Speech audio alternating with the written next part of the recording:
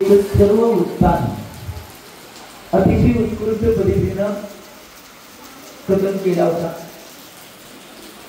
आणि आजच्या भागामध्ये जी सर्व कलांनी युक्त, सर्व कलागुण, सर्व गुणांनी युक्त अशा कैकेयीचं जे वर्णन केलं होतं त्याच्या पुढच्या भागामध्ये आज आचार्य भगवान रविसिंग स्वामीजी श्रीराम कथेमध्ये पुढच्या भागाचं वर्णन करण्यासाठी संयुक्त झालेले आहेत।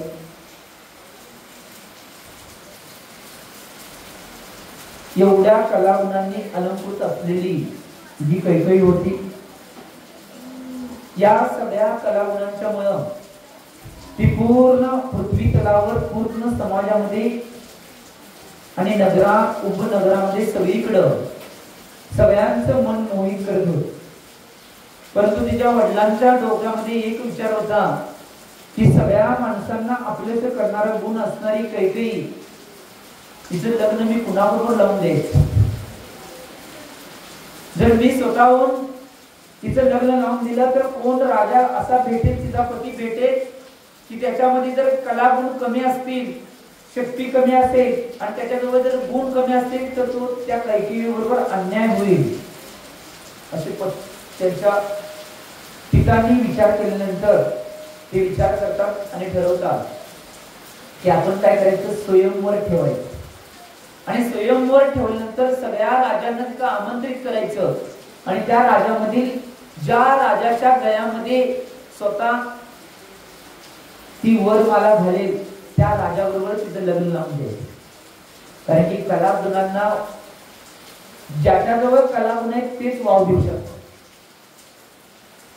ओरिजिनल कलागुण आहेत, ज्याच्यामध्ये गुण असणार आहेत आणि त्या कलागुणांना वाव देत असेल तर ज्याच्याजवळ कला आहेत, गुण आहेत तेच त्या कलागुणांना वाव देऊ शकतात। म्हणून त्यांच्या पिताश्रींनी तो निर्णय घेतला आणि सगळ्या देशातील, नगरातील वेगवेगळ्या राजांना तिथं आमंत्रित केले।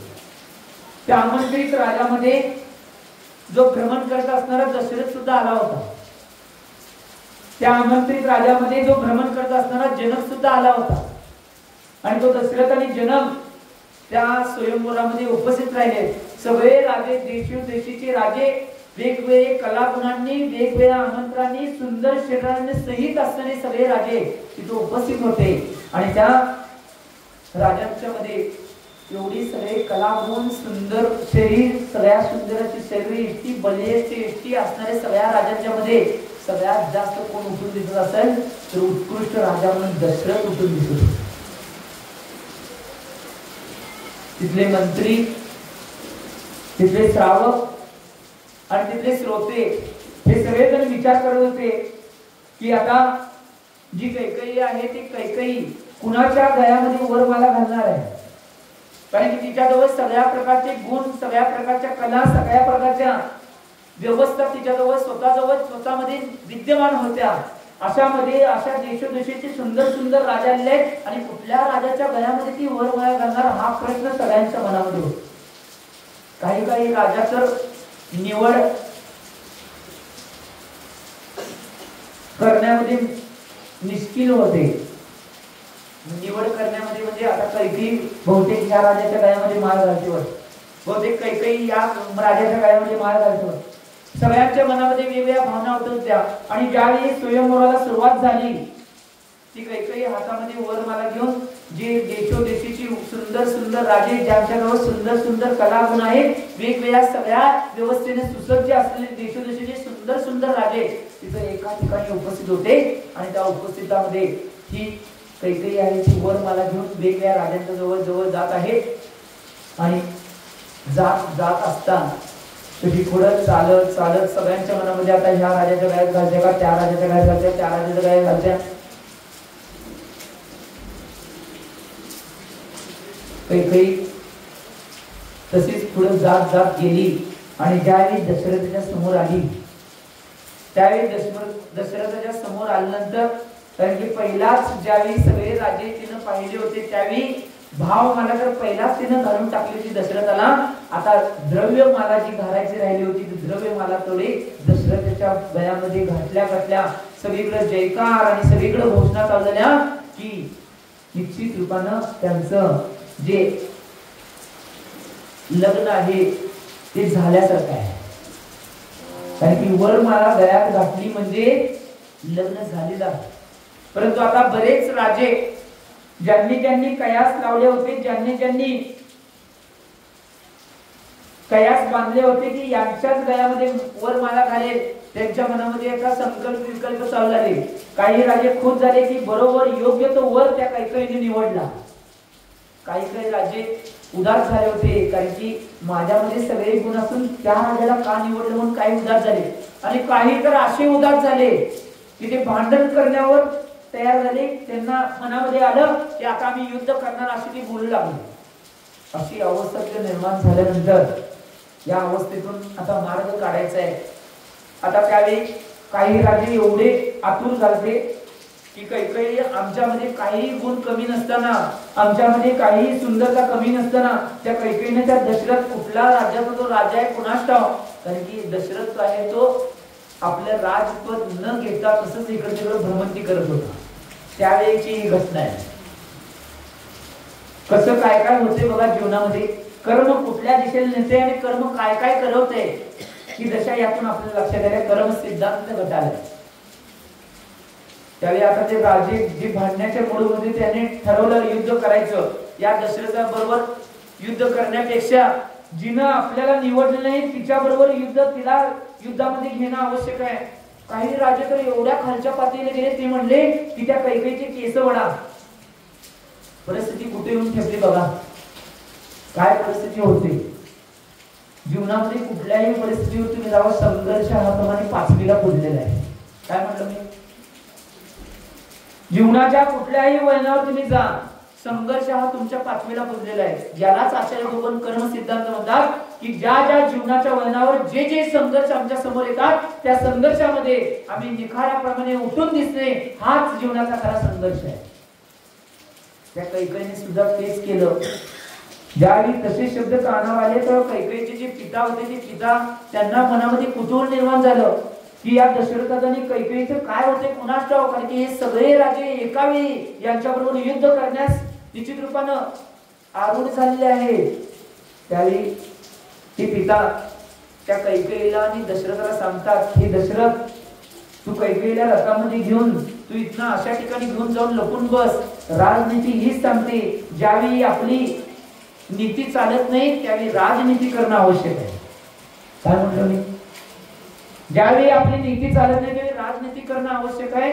की आम्ही ज्यावेळी आमची शक्ती चालत नाही त्यावेळी युक्तीने काम घेणं आवश्यक आहे. अशा वेळेला असा आदेश पिताने दिल्यानंतर ते दशरथ म्हणतात, पिताश्री तुमची आज्ञा आमच्या डोक्यावर मानून आम्ही. त्यावेळी ते दशरथ रथावर जाऊन बसतात आणि त्या रथामध्ये जाऊन बसलेला जो चंद्र रथ होता अतिशय उत्कृष्ट असा रथ, त्या चंद्र रथामध्ये जाऊन दशरथ बसल्यानंतर रथाचा जो सारथी होता रथ आपल्यास तयार आहे, परंतु त्या सारथी जवळ ती कैकेयी जाते आणि म्हणते, सारथी तू तिथनं खाली उतर.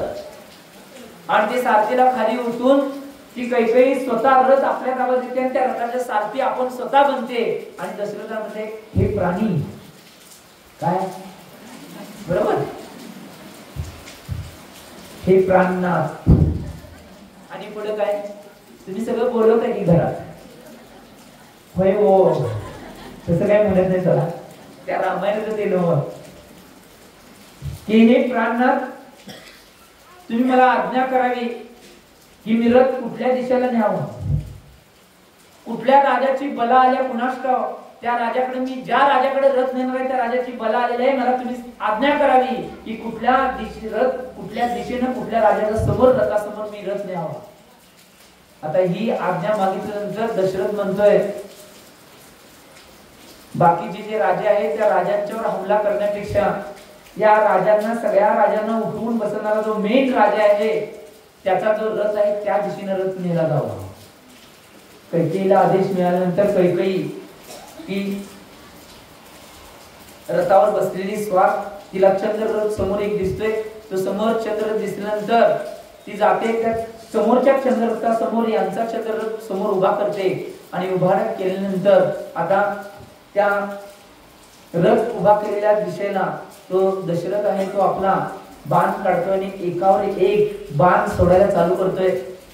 एवढ्या जोरात तो बाण सोडत असतोय, एवढ्या जोरात त्या बाणांची अवस्था चालू असते की कुठल्याही पुढच्या राजाला कळत नाही की कवा बाणावर चढवलाय आणि कवा सोडलाय। की कुठलीही गोष्ट नाही, एवढ्या फास्ट बाण तो दशरथ सोडत होता, एवढा चाणाक्ष तो दशरथ होता, कारण की अशी सद्गुणांनी भरलेली पत्नी ज्याला मिळाल्या तो राजा किती सद्गुणी असेल। एवढा फास्ट तो बाण सोडत होता, त्या सगळ्या दशरथाच्या बाणांनी सगळे राजे हतबल झाले। बऱ्याच जणांची शस्त्र सगळी तुटली गेली, बऱ्याच जणांचे रथ तुटले गेले आणि बरेच राजे तिथून पलायन सुद्धा केले। दशरथ तिथनच जे कैकेयीचे पिता होते म्हणजे यांचे सासरे, त्यांना पिताश्री म्हणतोय आणि म्हणतोय की पिताश्री काही अवधी, काही वेळाचा अवधी माझ्याकडे शिल्लक ठेवा, मी सगळ्या राजांना कुठल्या कुठल्या दिशेला कसं पळवून लावतो बघा। तो भरत आणि बाणांना एवढ्या स्पीडनं सोडायला चालू करतोय, ते सगळं चालू झाल्यानंतर ते सगळे राजे त्यांच्या जवळ असलेले सगळे शस्त्र, सगळे युद्ध करणारे सगळे घातक शस्त्र आहेत, ते सगळे शस्त्र हतबल होतात, सगळे शस्त्र मोडले जातात आणि त्यांचे रथ सुद्धा मोडून पडतात। ते रथ मोडून पडल्यानंतर सगळे राजे हतबल झाले।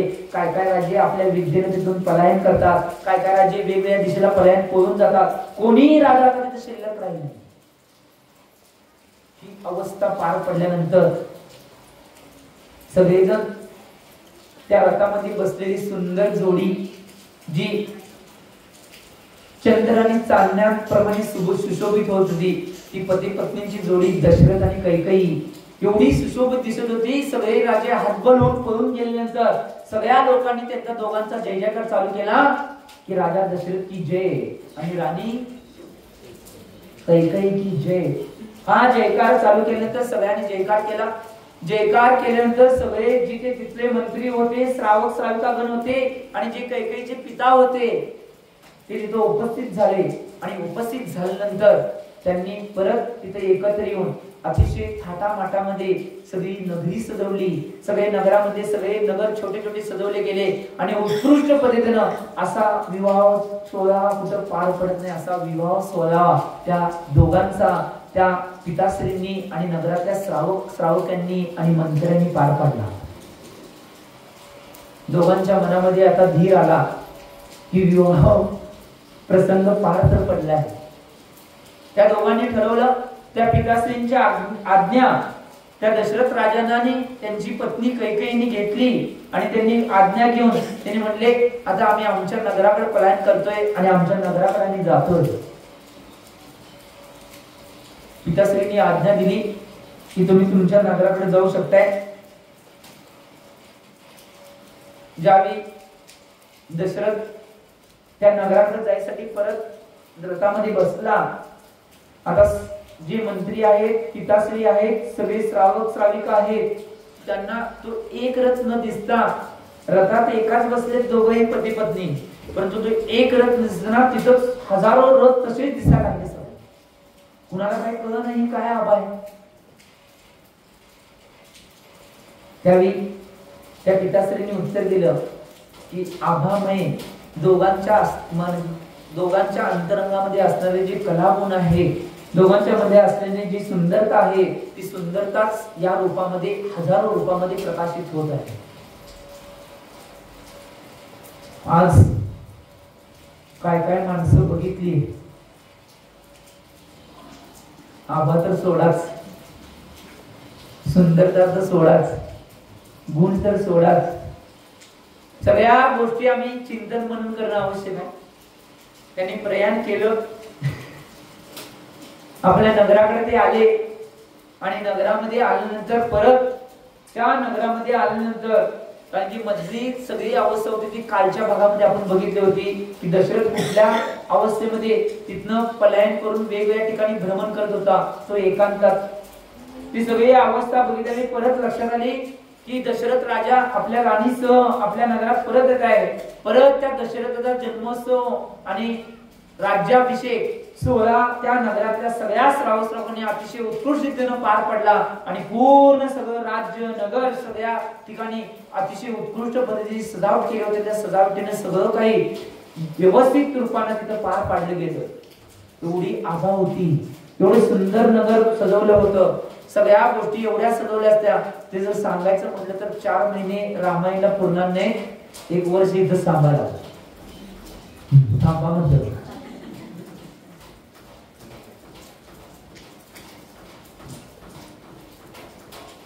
ते झाल्यानंतर ते दोघंही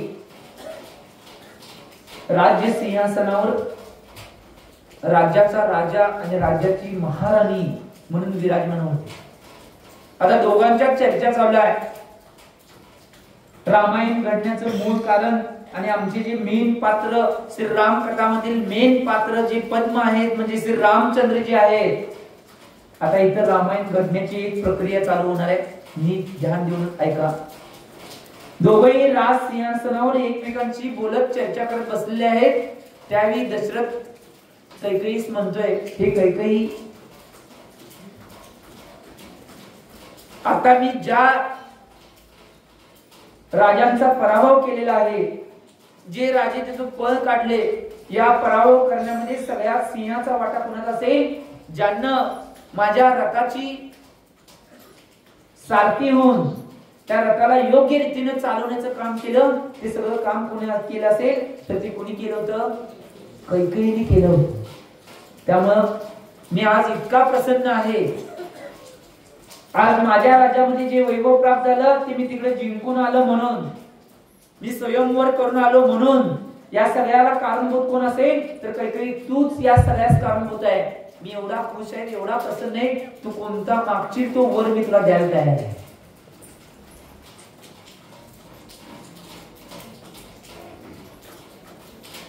तू कोणताही वर माग.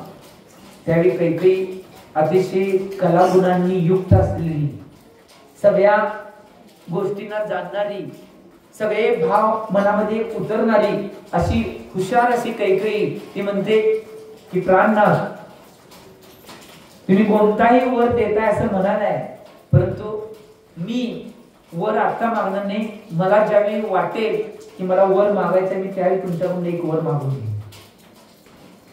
तिथले बसलेले मंत्री हे विचार करू लागले, किती हुशार कैकेयी आहे बघा. तिला ज्यावेळी गरज लागेल, वेळ लागेल, वेळ पडेल त्यावेळी ती वर मागून घेते म्हटल्या, म्हणजे खरोखर किती गुणांनी युक्त ती मुलगी असेल. असे बरेच मंत्रीगण तिथं म्हणू लागले. ती घटना पार पडल्यानंतर ज्यावेळी सगळे जे त्यांचे स्नेही संबंधी सगळे लोक होते ते सगळे लोक अतिशय आनंदी झाले की खरोखर या कैकेयीने या राजास आपला वर म्हणून निवडलं की उत्कृष्ट बाब. आणि खरोखर दशरथानं सुद्धा त्या स्वयंवरामध्ये गेला आणि तिला ही पत्नी मिळाली आणि दोघं बी एकमेकांच्या बाबतीत भाग्यवान आहे. हे झाल्यानंतर ज्यावेळी उत्कृष्ट रीतीने ही सगळी चर्चा झाली आणि त्यांनी या सगळ्या गोष्टींचा आनंद घेत त्यांचा प्रपंच आणि संसार चालू केला. आचार्य भगवान रविसिंग स्वामीजींचं पुढचं पर्व या कहाणीनंतर संपलेलं आहे आणि आचार्य भगवान आता पुढच्या पर्वामध्ये अपराजिता हिची कहाणी घेऊन येत आहेत. सगळ्या मातांची कहाणी वरील म्हणजे सगळ्या तुमचीच कहाणी, सगळ्यांची निम्म्यांची. आता पुढची जी कहाणी आहे आचार्य भगवान रविसिंग स्वामीजी यात कथन करत असताना पुढच्या मातेची कथन, पुढची माता आहे त्या मातेचं कथन आणि सगळ्या गोष्टी जन्मोत्सव आदी गोष्टी या पुढच्या पर्वामध्ये आचार्य भगवान सांगणार आहेत. त्यानंतर अपराजिता म्हणजे कौसल्या. ही कौसल्या राणी आपल्या उत्तम महालामध्ये रत्न प्रकाशांच्या सरोवरामध्ये असलेल्या अत्यंत सुखकर अशा शय्येवर विश्राम घेत होते. त्यावेळीचा प्रसंग आहे. आणि ते विश्राम घेत असताना रात्रीचा जो शेवटचा पहर आहे त्याला ब्रह्ममुहूर्त म्हणतात.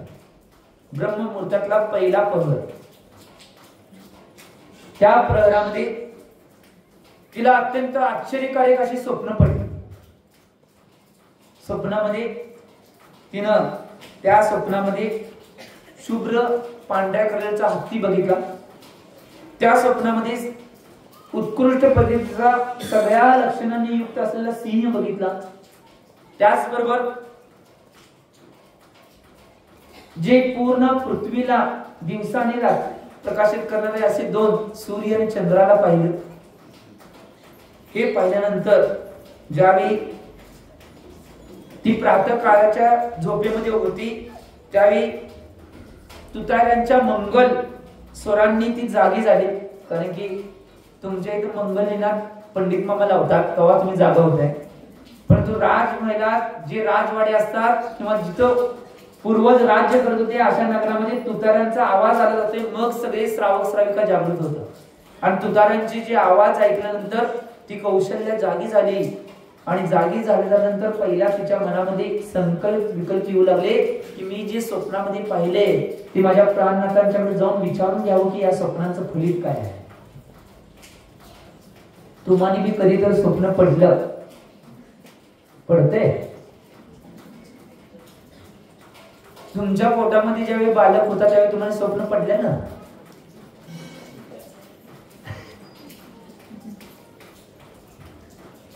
प्रथमाचार्य शांतीसागर महाराजांची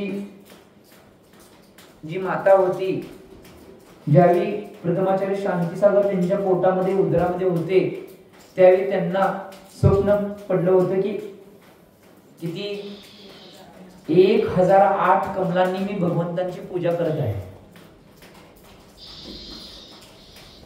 असे बरेच प्रसंग आहेत. त्या प्रसंगाच्या माध्यमातून बऱ्याच मातांना अशी स्वप्न पडतात. तीर्थंकरांच्या मातेंना तर 16 स्वप्न कंपल्सरी जे ज्या तीर्थंकरांच्या माता होतात त्यांना 16 स्वप्न पडतातच. परंतु ही कौशल्य आहे ती या कौशल्याला अशी शुभ स्वप्न पडल्यानंतर ती सकाळी उठल्यानंतर तुतारच्यावरून आपल्या सगळ्या क्रिया आवरते. आणि सगळ्या क्रिया आवरल्यानंतर पहिला महालामध्ये जो राजमहल आहे त्या राजमहालामध्ये जाते. आणि जे त्यांचे प्राणनाथ होते कोण दशरथ त्या प्राणनाथांच्या जवळ जाऊन म्हणते की हे प्राणनाथ मी ज्यावेळी शेवटच्या पहरामध्ये शय्या करत असताना मला शुभ स्वप्न पडल्यात आणि त्या स्वप्नांचं फलित मला जाणून घ्यायचं म्हणून मी तुमच्या जवळ आले. जो राजांच्या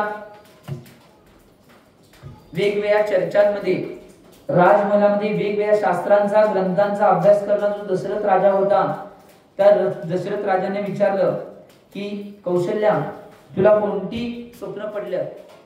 त्यावेळी ती सांगते की माझ्या स्वप्नामध्ये ही शुभ धोतक माझ्या स्वप्नामध्ये मला पाहायला मिळालं. हे ऐकल्यानंतर दशरथ राजा अतिशय आनंदी होते. आणि आनंदी अवस्थेमध्ये तो सांगतोय की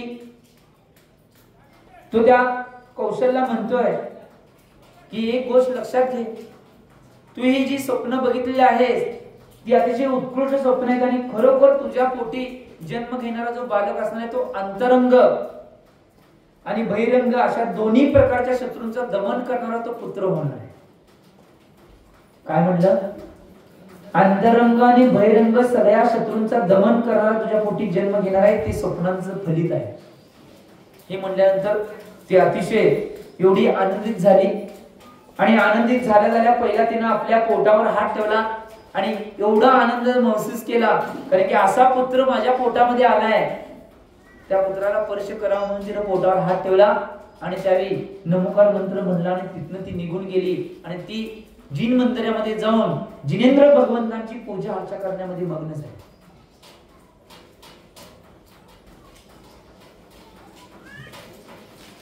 आता तिसऱ्या मातेची कथा तुमच्या समोर येत आहे. अतिशय सुंदर रीतीने आचार्य भगवान रविसेन स्वामीजी आपल्या समोर हे सगळं उद्घाटन करत आहेत. तिसरा प्रसंग असा आहे की सुंदर अशा धोतकांनी युक्त सुंदर अशा गुणांनी युक्त जी राणी होती सुमित्रा ती सुमित्रा राणी ही तिनं सुद्धा नाही रात्री झोपलेल्या अवस्थेमध्ये सुंदर सुंदर अशी स्वप्न पाहिली. आता सगळ्याच कथन करायची जर म्हणलं तर लय वेळ लागेल.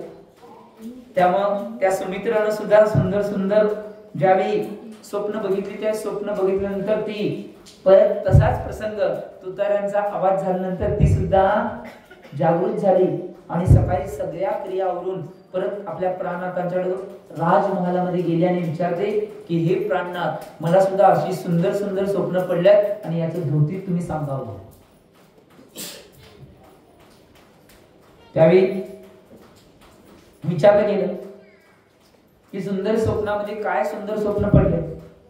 त्यावेळी तिने सांगितलं की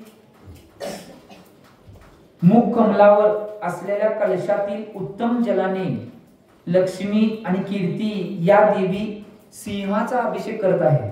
हे स्वप्न मी बघितले. हे सांगितल्यानंतर ज्यावेळी ती जिथं बसलेले तिथं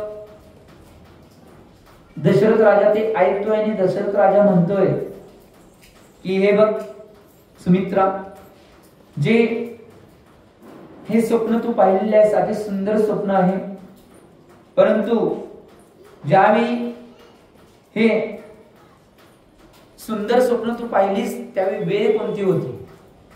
त्यावेळी मगाशीच सांगितल्याप्रमाणे ती सांगते की अंतिम पहरामध्ये मी स्वप्न पाहिलेलं आहे.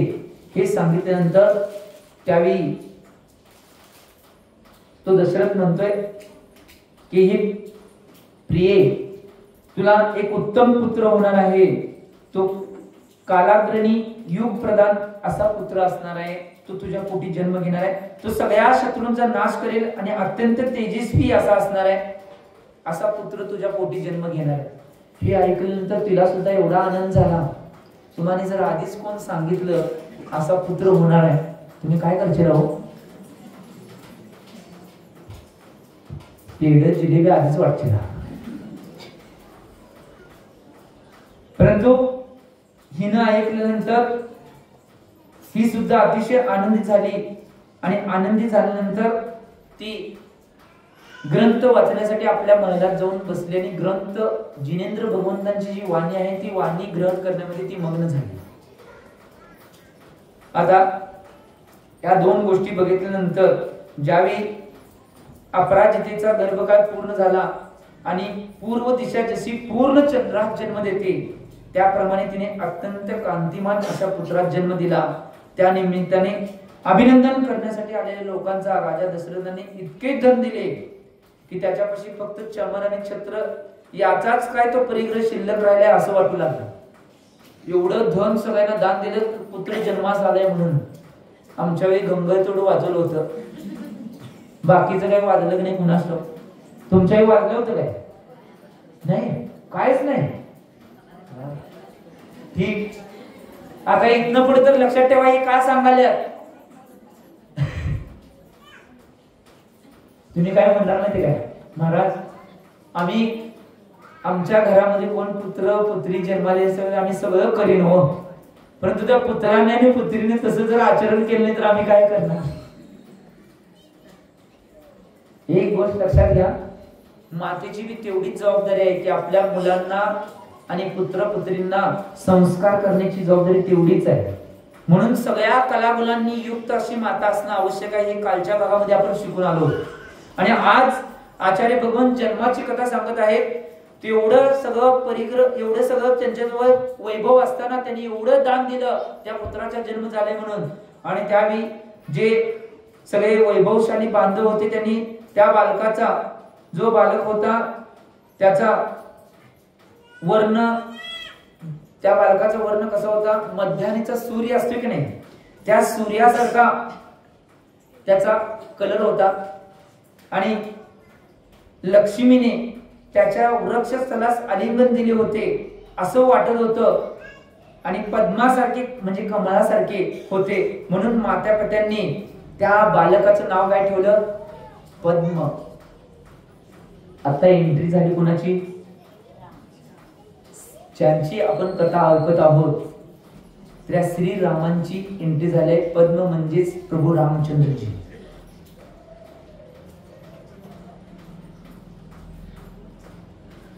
बघा, सगळी संपत्ती, अपार संपत्ती संपेल एवढं दान जन्मोत्सवामध्ये नुसतं दान केलं होतं. त्यांच्या पिताश्रींनी एवढं दान दिलं होतं की आमची सगळी संपत्ती संपली तर चालेल, परंतु एवढं दान सगळे, कोणी नगरातला, राज्यातला कोणी कधी दुःखी राहू नये, सुखी समाधानी राहावा म्हणून पुत्राच्या जन्मानंतर एवढी संपत्ती दान दिली होती. म्हणून त्यांचं नाव काय ठेवलं तर त्यांचं नाव पद्म असे ठेवले गेले. जी रत्नभूमी म्हणजे खान, ज्याप्रमाणे कांती वगैरे गुणांनी युक्त अशा उत्तम रत्नात जन्म देते, त्याप्रमाणे सुमित्रेने अत्यंत कांतिमान अशा पुत्रास जन्म दिला होता.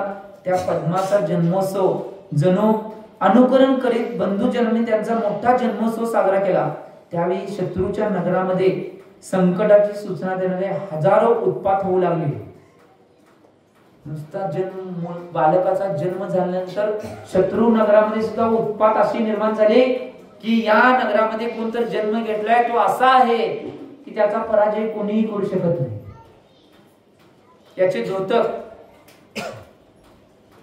तुम्हाला जर हे द्योतक बितक वाचायचे असतील, मध्येच मी तुम्हाला आयडिया दिले, अशी शरीरावरची लक्षणं, मुलगा मुलगी तुमच्या पोटी जन्म घेणार आहे किंवा तुमच्या घरामध्ये जन्म घेणार आहे, ते कसे असेल, कुठली त्यांच्या शरीरावर चिन्ह असल्यानंतर ते कसे असतात, काय असतात, ही जर वाचायचं असेल तर आचार्य भगवान भद्रभाऊ स्वामींचा भद्रभाऊ संहिता नावाचा ग्रंथ वाचा, तुम्हाला सगळं कळेल. फक्त माणसांची लक्षणं असलेलं प्रकरण तेवढंच वाचा, बाकीचं काय वाचू नका, नाही घोळ होते. भद्रभाऊ संहिता पचवायला थोडं सोपं नाही. भद्रभाऊ संहिता असा ग्रंथ आहे, तुम्हाला माहित असेल, बऱ्याच माणसांनी सांगितलं असेल की बऱ्याच गोष्टी सांगतात. मी या विषयावरून तिथं आलोय. भद्रभाऊ संहिता ग्रंथामध्ये तुमच्या या दिशेला हे प्राणी वडिला, हे पक्षी वरडला, तुमच्या घरामध्ये हे घडलं, स्वप्नाचं फलित, हे सगळ्याचं निराकरण त्या ग्रंथात केले. परंतु सगळं का वाचायचं नाही माहिती काय, फक्त मुलांसाठी आवश्यक आहे म्हणून मातेला सांगायला तेवढं वाचा.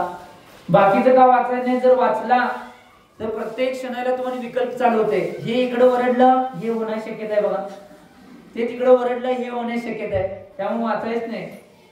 तुम्ही वाचू नका. काय म्हणलं, जर विकल्प होत नसले तर वाचा, आणि विकल्प होत असले तर फक्त तुम्हाला जेवढं प्रकरण सांगितले तेवढंच वाचा. काय ठीक आहे.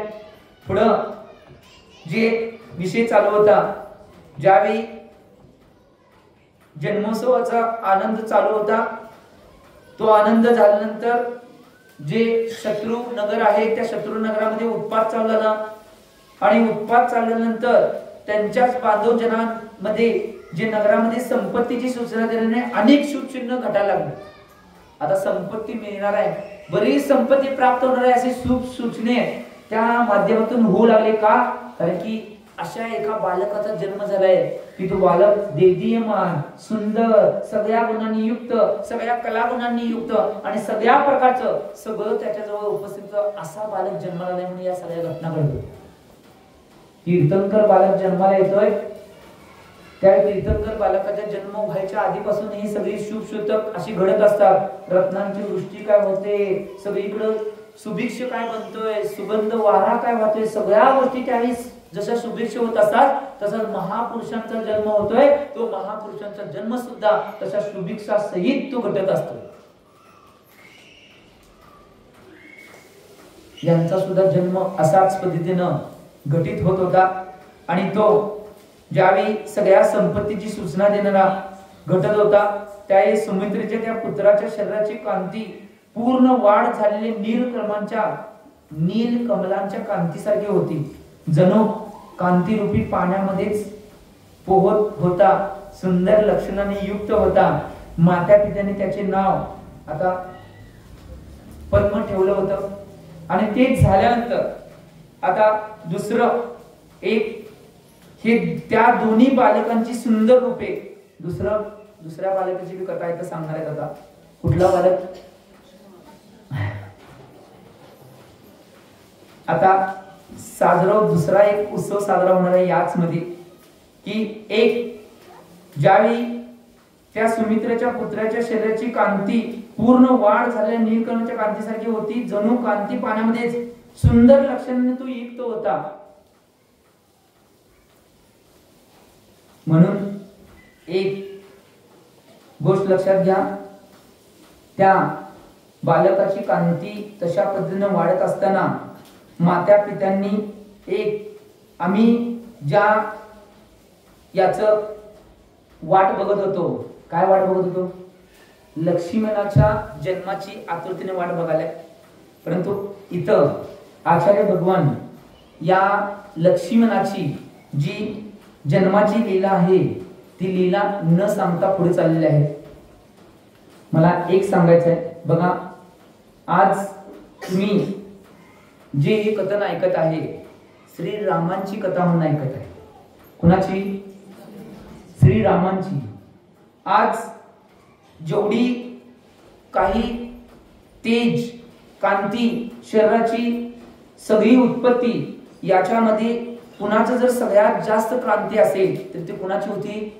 श्रीरामांची होती. आता त्याचं वर्णन त्याच्या उत्तम क्रीडा कला गुणांनी वाव आणि या सगळ्यांना जे सगळं काही मिळणार आहे त्या सगळ्या कला गुणांचा उल्लेख इथं आचार्य भगवान करत आहेत. बघा, कमळ जसं असते त्याचं जसं शरीर कमळाच्या पानांच्या प्रमाणे सुशोभित असं त्याचं शरीर होतं. बघा, आज बरेच जणांची शरीर जन्म घेतल्यावर सुद्धा उत्कृष्ट असतात, परत त्यांची शरीर उत्कृष्ट राहत नाही. परंतु आचार्य भगवंतांनी इथं सगळ्या प्रकारचा उल्लेख अतिशय सुंदर केलेला आहे. आता आचार्य भगवान सुंदर रूपाची आणि कांतीची चर्चा करत आहेत. संपत्तीची सूचना देणारे झालं, त्यानंतर त्याचे जे हात पाय लाल कमळासारखे दिसत होते, त्याच्या पुढे जाऊन त्यांची लीला उत्तम होत्या, त्यांचा स्पर्श लोण्यासारखा सुखकारक होता आणि शरीराचा सुगंध जाईच्या फुलासारखा येत होता. जाईचं फुल बघितलंय? जाईच्या फुलासारखा येत होता. असे दोन्ही बालक, आता दोन्ही बालकांचा डायरेक्ट घेतलं बघा, कोण? राम आणि लक्ष्मण.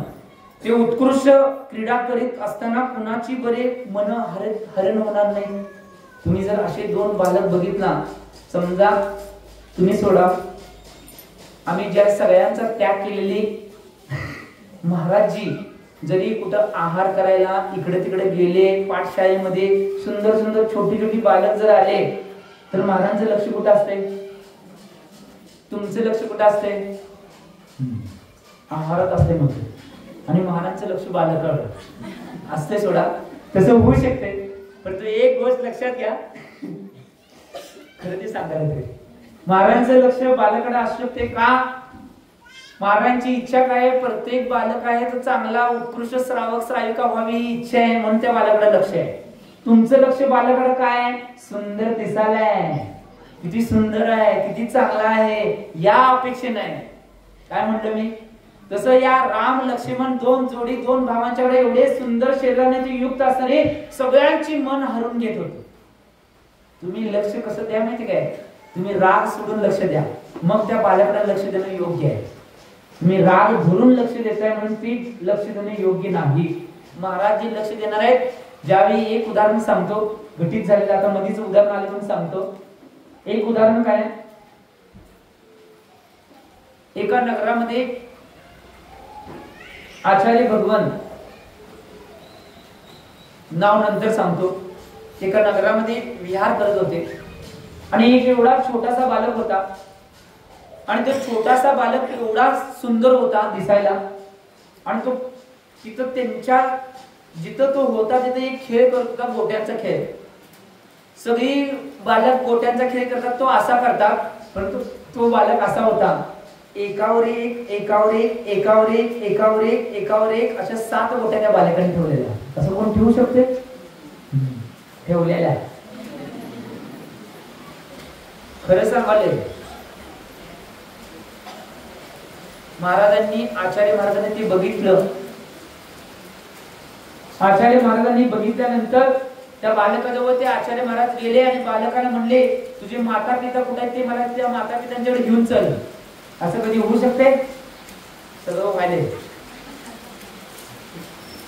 तो बालक माता पित्यांच्याकडे घेऊन जातोय. माता पिता बालक आलेलं बघून, महाराज आलेलं बघून माता पिता घराच्या बाहेर रस्त्यावर येतात आणि महाराजांच्या चरणी नतमस्तक होतात आणि महाराजांना म्हणतात की महाराज, आमच्या बालकाला घेऊन तुम्ही इकडं. त्यावेळी ते महाराज विचारतात, तुमचा बालक एवढा हुशार आणि तल्लीन आहे, थोडे सुंदर गुण त्याच्याकडे आहेत, त्या बालकाला फक्त ज्ञान ग्रहण करण्यासाठी माझ्या स्वाधीन तुम्ही करा आणि ज्ञान अर्जित झाल्यानंतर मी परत तुम्हाला तुमचा बालक परत देतो. आई वडिलांनी लगेच स्वीकृती दिली, कारण की ती किनीतली आई वडील होती.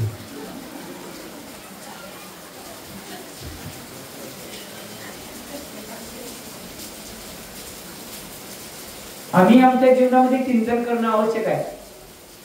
त्यांनी जर पूर्ण आयुष्यभर शिक्षण घेण्यासाठी बालकाला त्या महाराजांच्या स्वाधीन केलं, की महाराज त्या बालकाला बरोबर घेऊन गेले आणि सगळ्या प्रकारचं जैन आगमाचं ज्ञान देऊ लागले आणि ज्ञान देऊन तो बालक त्या ज्ञानामध्ये एवढा तल्लीन झाला आणि एवढा ज्ञानी तो बनला गेला.